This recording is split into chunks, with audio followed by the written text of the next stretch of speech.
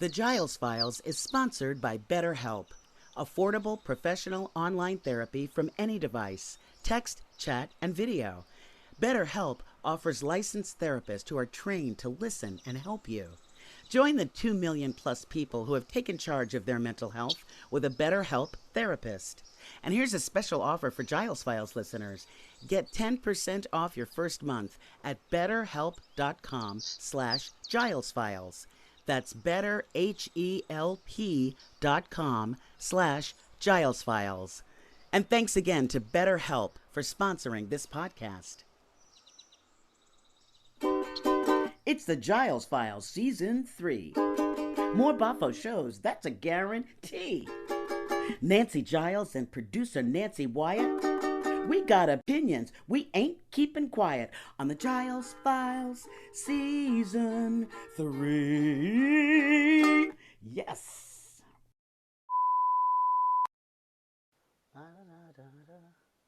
There he is. Ari. How you doing? What's up? Just happy to see you. Oh, that's so nice of you. Look at him cleaning his camera. Well, we'll try. Now, I don't know. Do you guys only do audio, or does the video go somewhere at some point? You all know Ari Melber as the award-winning host of MSNBC's The Beat with Ari Melber. But we know him as our pal Ari, who gives slammin' parties, the kind with that perfect mix of yummy food, an open bar, A-list guests, and badass music. But just so you don't forget, Ari has got some serious creds. Nance, you want to take it away and start with all the cool stuff we found out about Ari? Okay. You're known as this great master interviewer. You have many accolades for your skills, a 2020 Emmy for Outstanding Line Interview. Columbia Journalism Review says his veins appear to contain ice water. He betrays no emotion at all during intense exchanges. Peter Wehner of New York Columnist says outstanding interviewer, among the best on TV. You have the longest running show on MSNBC at the 6 o'clock slot. True. A slot formerly inhabited by Tucker Carlson on MSNBC 6. Hard to believe, but that is absolutely right. In 2020, you were number one in the ratings in that slot with 2.6 million viewers, topping CNN and Fox. Woo! So with that said, what's the first thing on your Twitter or Instagram bio? Just, you know. Well, my Instagram, I think, is more fun. Okay. I'm going to look to get it right, you know. All right. Instagram says, Emmy-winning journalist, host of The Beat, in the streets like Sesame. Which is a great young MA line. I don't know if you know her. Nicely done. Nicely done. I always love that. It's so short, but like, it's such a funny line. It's so good. And I have a bird emoji after it to signify Big Bird.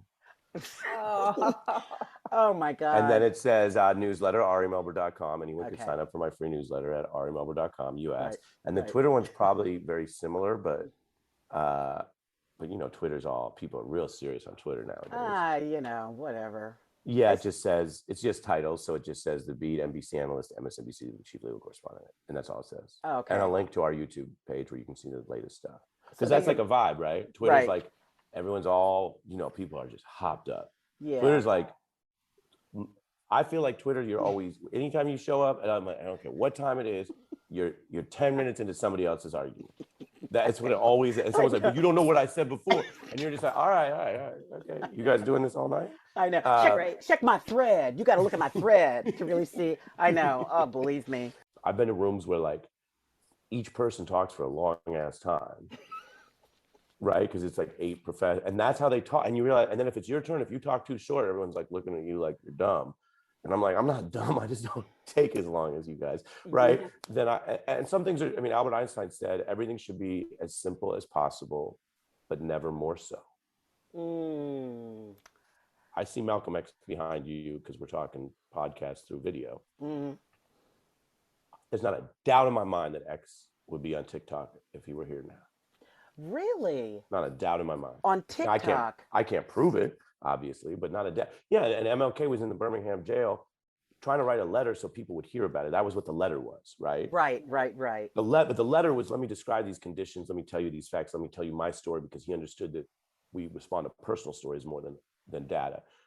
Well, if he had a video camera, a phone in the jail cell, he would be doing it that way, and then it would go up on all the platforms. Of course, why wouldn't? And then he'd be like, you know me, I'm an honorable, law-abiding reverend known for peace and love.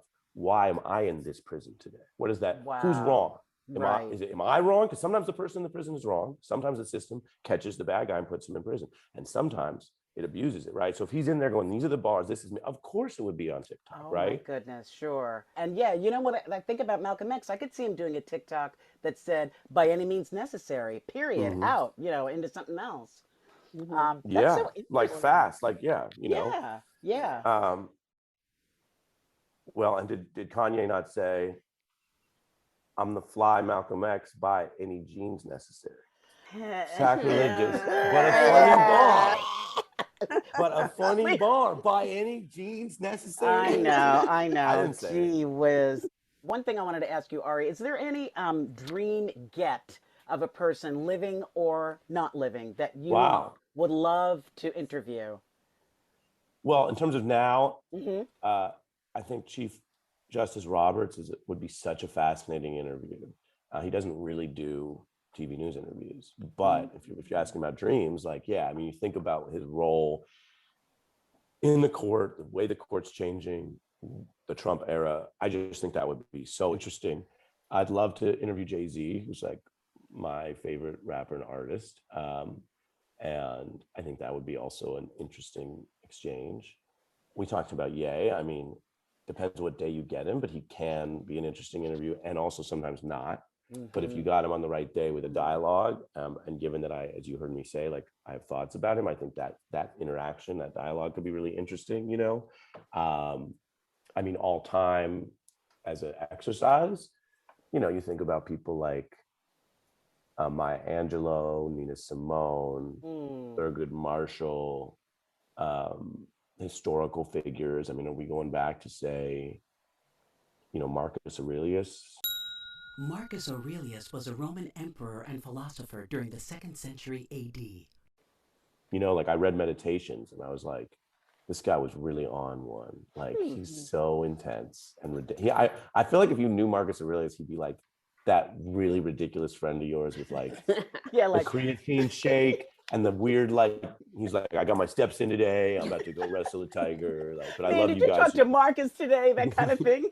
Yeah, and he was so hardcore about honor, duty, family. The only thing that's missing in Meditations is joy. There's no joy and fun. And I don't know if you interviewed him or met him as a historical figure, would that, you never know. They say that Martin Luther King had a sense of humor that would come out in other ways, and so did Malcolm X. They were funny guys. They were really because of charisma. So I'd be curious about that. But someone like him, and then I think you can go back to when they talk about top 5 MCs dead or alive, it's are we gonna do Moses, Jesus, King David, Confucius. The Confucius interview, that goes hard. That takes a year of prep for me. Oh my God. So I mean, I've never people have asked me before about alive. I've never thought about all through history.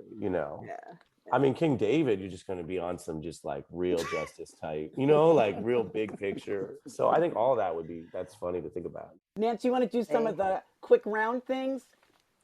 Sure. We like to do lightning questions. Love it. Just for fun. Don't think about it too hard. It's either or. Right. Steak or pasta? Pasta. Ah, interesting. I love steak, but I have pasta because I eat a lot of pasta, to be honest.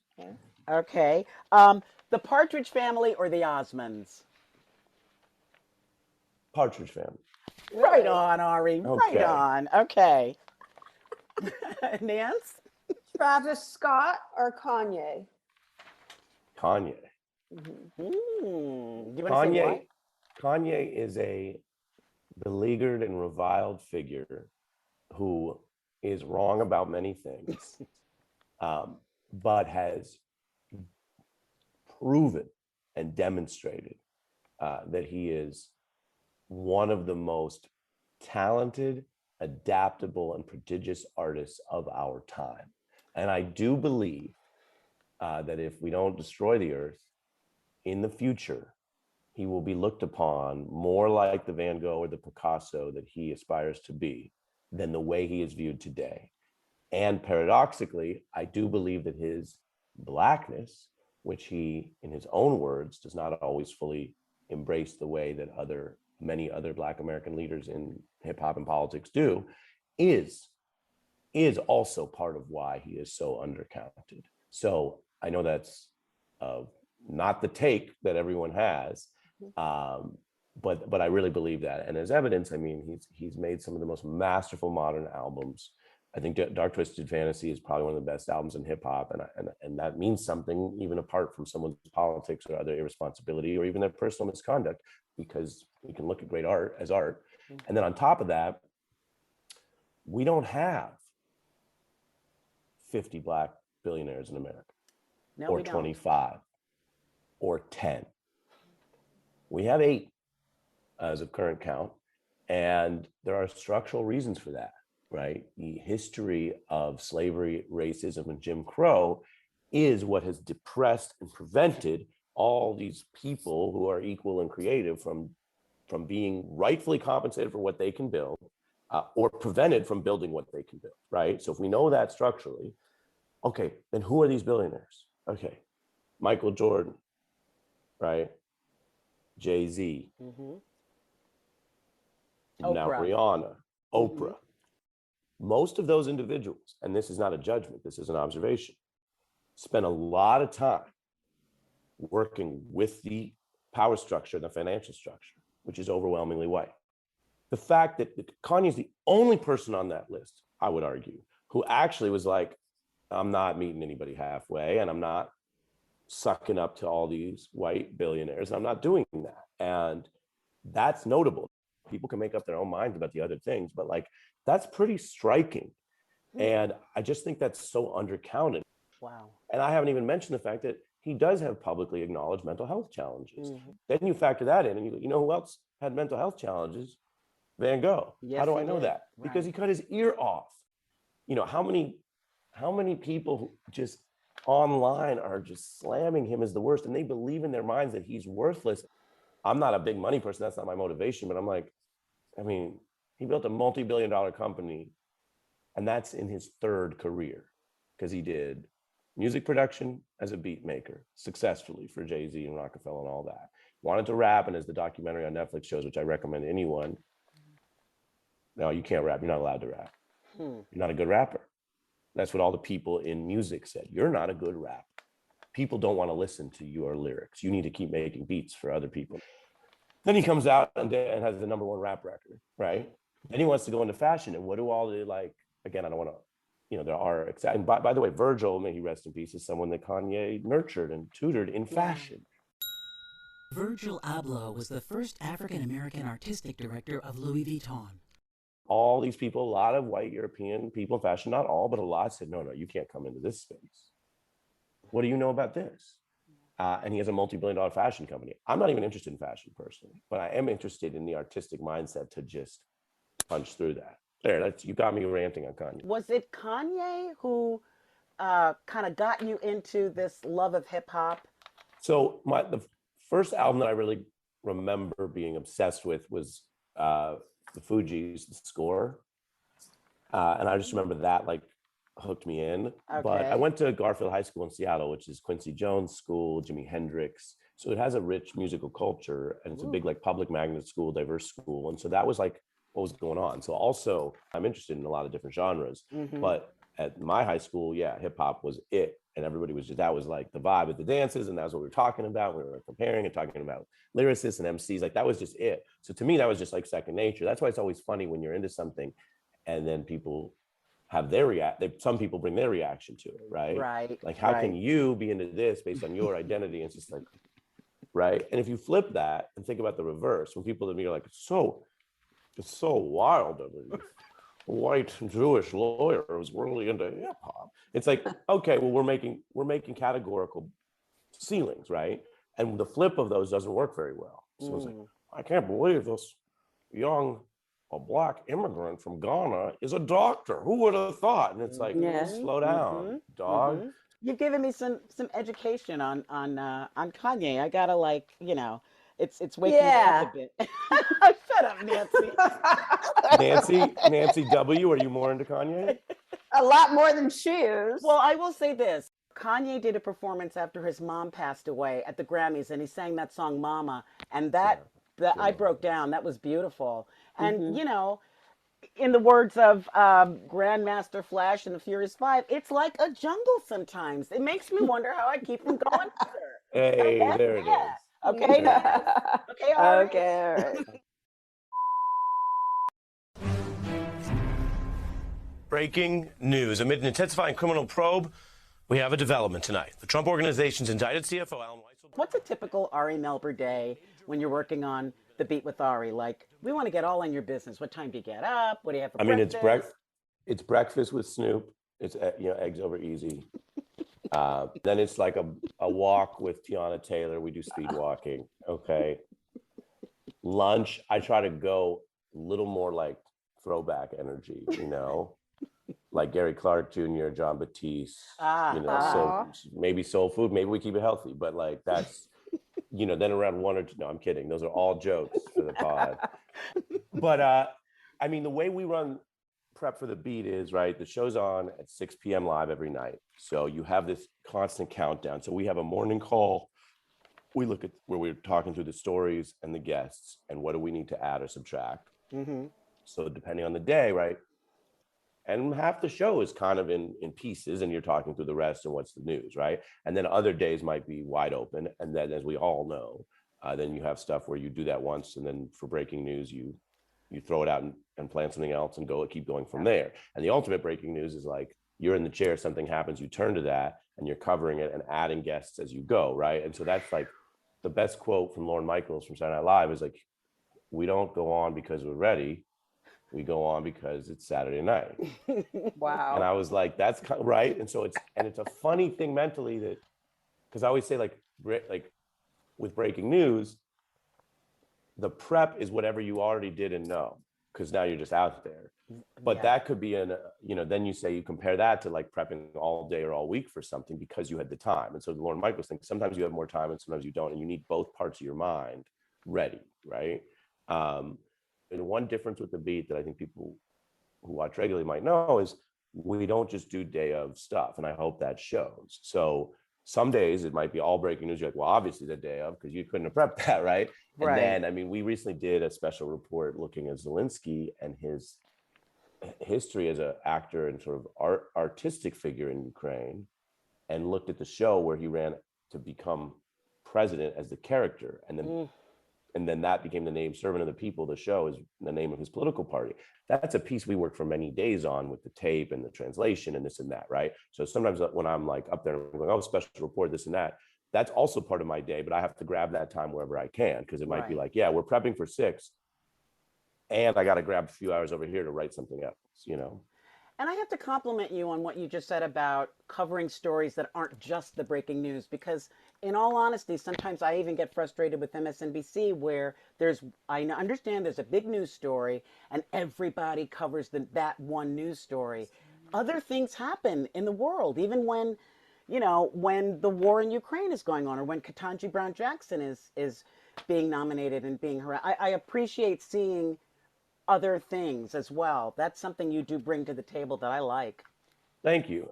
That's the thing with my job is like, I will just I'm looking out to the America, or whatever you want to call it. And I'll say like, so this is important. And you might remember 2 years ago, everyone was talking about it, but this is all still happening. Right. That's right. That's the news hook.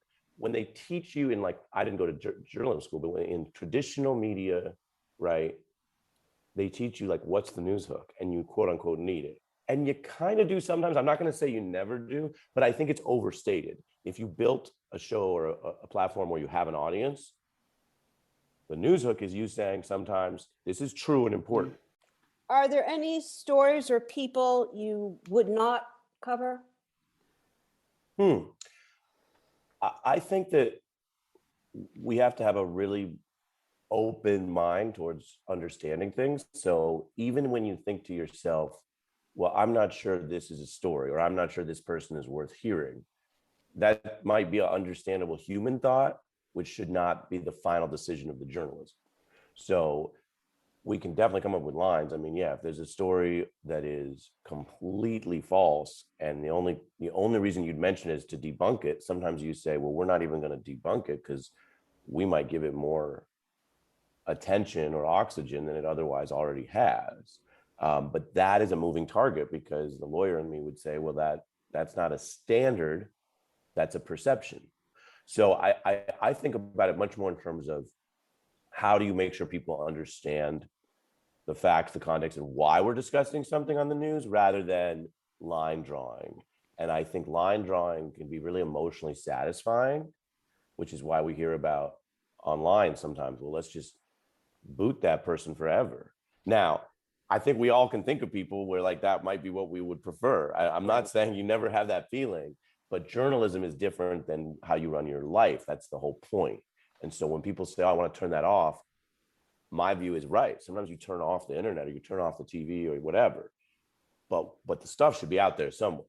So that's how I think about it, sort of how we do the stories.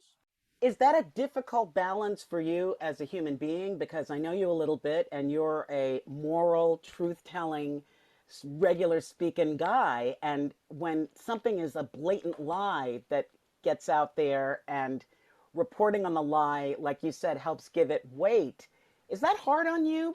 I mean, the stories that bother me the most are the ones where there's something left to deal with. There's something forward-looking. So we're dealing with something where there's an ongoing injustice or a problem or whatever. And I'm going, oh, I'm not sure that we met the challenge. My vibe about that is, well, I have the kind of job where like I'm back at it the next night. So that's where I put that energy. But yeah, no, I definitely sometimes feel that way, which to your point, I don't feel good sometimes about it. When we don't feel we did it as good as possible, or maybe we tried, and then afterward you look and you go, man, I'm not even sure we should have done that at all. Like, yeah, does that bother me? Yes. Tony Schwartz famously co-authored The Art of the Deal. He says Trump is using these attacks not by appealing to truth or logic, but appealing to voter fantasies and the desire to see a partisan witch hunt. Mr. Schwartz arguing that Trump's approach works chiefly because of an actual scientific phenomenon known as confirmation bias. What do you mean by this confirmation bias? Confirmation bias, which runs across every ideology, is the instinct to see new information as confirming what you already believe. One of my favorite guests that you've had on a lot that helped me during this horrific Trump administration, the man who co-wrote The Art of the Deal. Tony Schwartz. Tony Schwartz. You had a really great rapport with him, and you were right there in the front seat of all of that history. And Tony was able to like clarify and really prove, in my opinion, that there was a madman at the helm. Well, Tony's one of those people where, like, and I say this with all love, if you ran into him like at a party or a concert, the stuff he's saying without the credibility behind it, you'd be like, okay, buddy. Like, it's like, he's like, I specialize in people's management of their personal energy. And I'm like, cool, that's cool, dog. That's cool. Okay, I'm gonna go get a beer. Like, nice to meet you. Energy manager Tony. Like, it's that kind, and that's one. Like, there's many examples like that. But the truth is, he founded this company that works with workplace energy and interaction. I think he was years ahead of his time in the sense that some of those conversations are happening more, about how do we really treat people and each other, and how do we manage people's energy, and because his point is like, other than family and life, personal life, most people in a capitalist economy from, about 18 to 65 or more are spending a lot of their day's energy is interacting with people in a workplace setting. And how do we do that? And his point to companies was basically, you can actually do it better in a way that builds productivity and morale. Okay. The background is he's a published writer and a thinker, and he was at the New York Times. And then on top of all that, he spent this time with Donald Trump writing The Art of the Deal, which he regrets, which he's spoken publicly about. We've got some concerns and questions about Trump. Like, I mean, is he ever going to get arrested?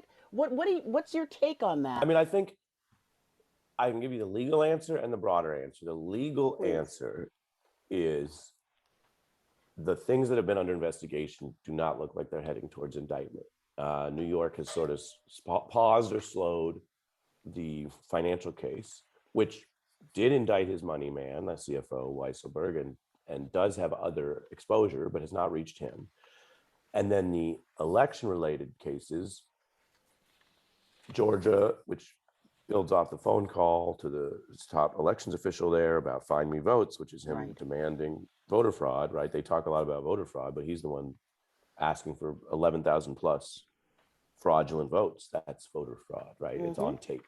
That and the related issues around the insurrection also do not look like they're going towards indictment. I could change, I could be wrong, but that's how that's going. And so I think the reasons for that are both structural and personal. Structurally, America has never really dug into prosecuting former presidents ever. Now you say, well, this is a different guy and it's worse, and we all saw the sixth. Okay. But structurally, that has just been the way it's been built. And that when they're in office, we have this funny system that says they can't actually be indicted in office, which is kind of, when you think about it, quirky. That's like a, law school type exam issue. And then when they're out of office, we say no person is above the law, but that's been the structure. The personal side is more interesting to Donald Trump, which is, I always tell people, prosecution's not about crime. It's about evidence. Most crimes are not prosecuted. People in the law, they don't like to talk about that because it sounds like they don't want to, a lot of people feel like a fidelity to the law. So like, they don't want to like say stuff that kind of foments anarchy, which I get, because you don't want to like tell people, you don't want to like tell the nation's youth, like, most people get away with it.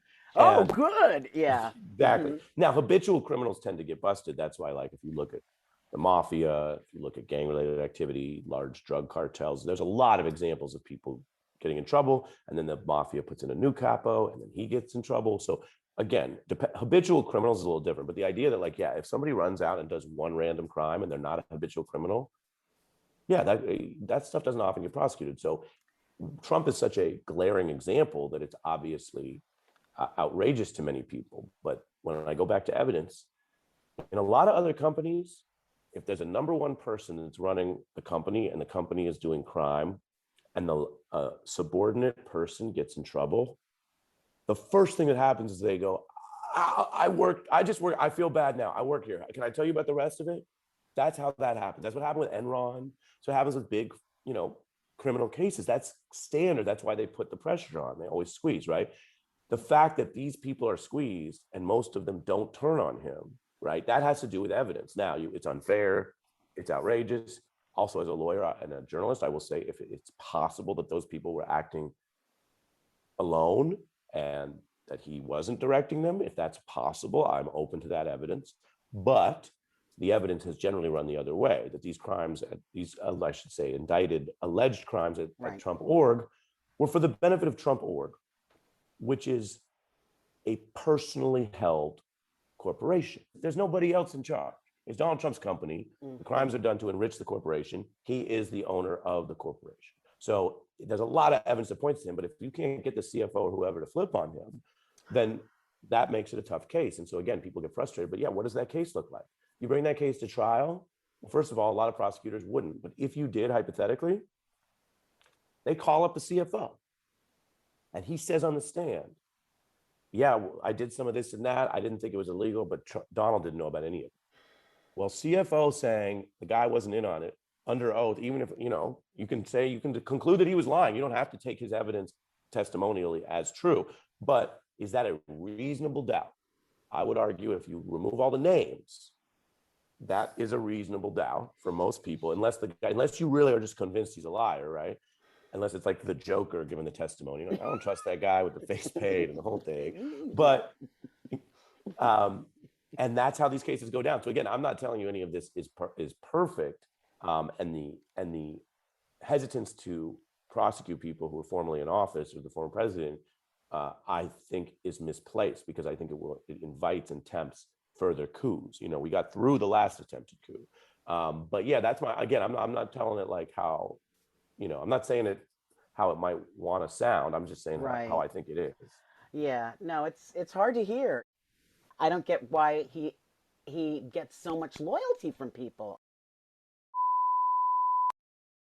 I'm joined now by the former Amazon employee, Christian Smalls, who led this victorious push to unionize today.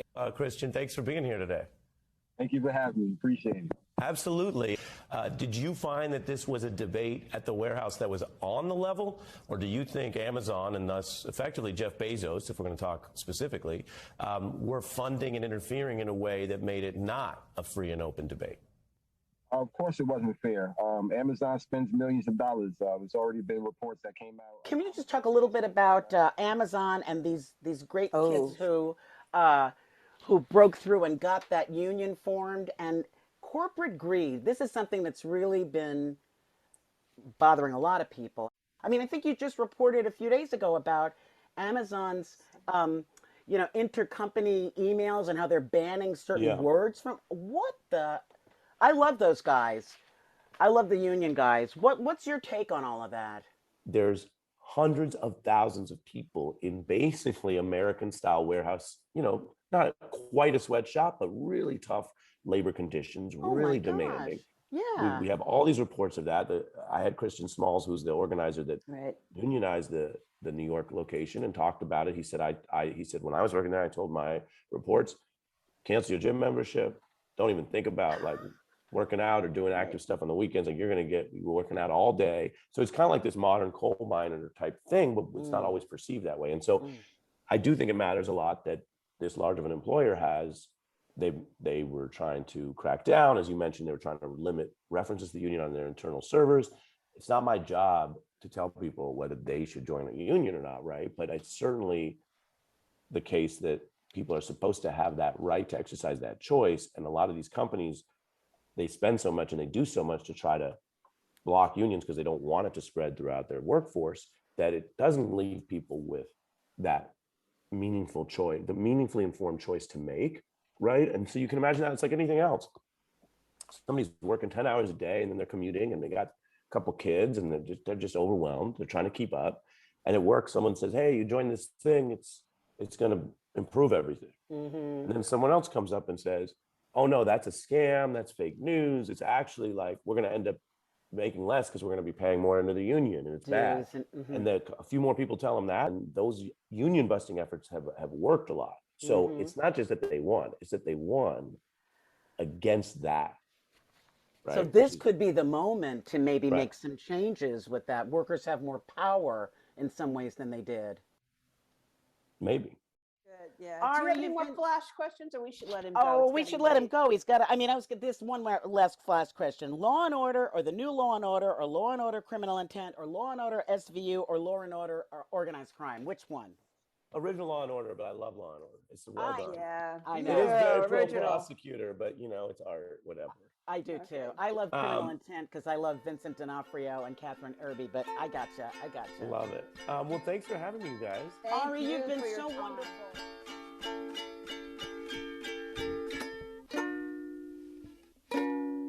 Well, that's our show. Thanks to our sponsor, BetterHelp. Join the 2 million plus people who have taken charge of their mental health with a BetterHelp therapist. And remember, as a special offer to Giles Files listeners, you'll get 10% off of your first month if you use the code betterhelp.com/GilesFiles. That's betterhelp.com/GilesFiles. And a big thanks to BetterHelp for sponsoring our podcast. Special thanks to the coolest newsman on TV, Ari Melber. Check out Ari weeknights on The Beat with Ari Melber at 6 p.m. on MSNBC. And you can catch Ari on Twitter, Instagram, and YouTube. Yeah, you just try to keep up with him because he posts all the time. And be sure to subscribe to Ari's weekly newsletter at arimelber.com. Feed your mind, yo! The Giles Files was created by Nancy Giles and Nancy Wyatt. Produced, directed, and edited by Nancy Wyatt, and recorded at our studios in Weehawken, New Jersey. Be sure to check out the Giles Files on iTunes or wherever you listen to your podcasts. And write us a review. Tell us what you think. We want to hear from you. We'll be back next week with another episode of the Giles Files, okay?